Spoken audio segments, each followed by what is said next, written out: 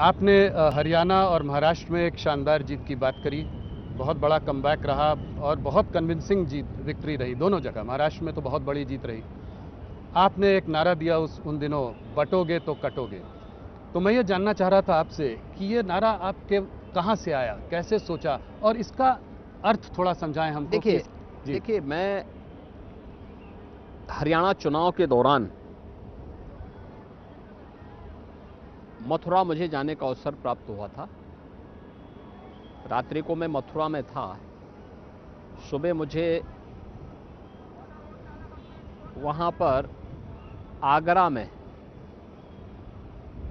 दुर्गादास राठौर की प्रतिमा का अनावरण करने का अवसर प्राप्त हुआ। दुर्गादास राठौर मध्यकाल में एक बहुत प्रतापी सेनापति थे, जोधपुर राजा के। तो स्वाभाविक रूप से उस समय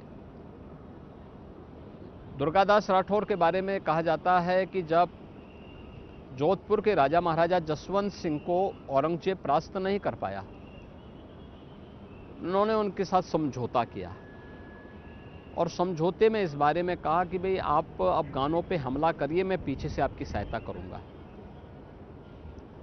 राजा जसवंत सिंह जी जब अफगानों पर हमला करने के लिए निकले तो इसी में धोखे से औरंगजेब ने पीछे से हमला किया और राजा जसवंत सिंह उस युद्ध में शहीद हुए। उनका पुत्र अजीत सिंह साथ में था, रानी साथ में थी। जब सेनापति दुर्गादास राठौर ने देखा कि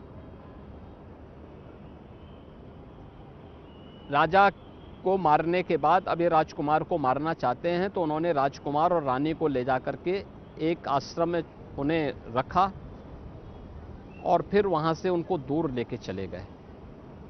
जब राजकुमार अजीत सिंह बड़े हुए तो उन्होंने फिर जोधपुर का राजा उन्हें बनवाया। 91 वर्ष की उम्र तक दुर्गादास राठौर जोधपुर में रहे। उसके बाद उन्होंने संन्यास लिया और उज्जैन चले गए, वहीं उन्होंने अंतिम श्वास ली। उस पूरी परंपरा के प्रति राठौर तेलीय परंपरा, तेलीय जाति से जुड़े हुए जितने भी लोग हैं, आगरा में वो मूर्ति लगाना चाहते थे, लेकिन कुछ लोग समुदायों के द्वारा विरोध किया जा रहा था। हम लोगों ने दोनों समुदायों को बुला के बात की, अंततः समझौता हुआ, फिर मूर्ति स्थापित हुई। तो उसी में मैंने कहा था कि बटोगे तो कटोगे, एक रहोगे तो नेक रहोगे।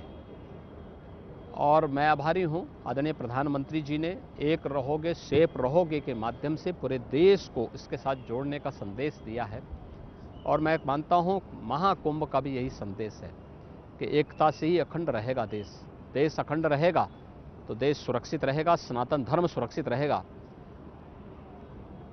सुरक्षित है तो हर जाति, हर मत, हर मजहब, हर संप्रदाय, हर पंथ भी सुरक्षित रहेगा।